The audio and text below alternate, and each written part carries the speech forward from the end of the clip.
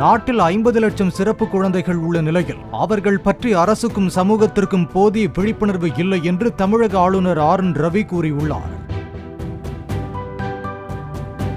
சிறப்பு குழந்தைகளுடன் சென்னை கிண்டி ஆளுநர் மாளிகையில் கலந்துரையாடிய அவர் தாயார்தான் தமது முன்னுதாரணம் என்றார்.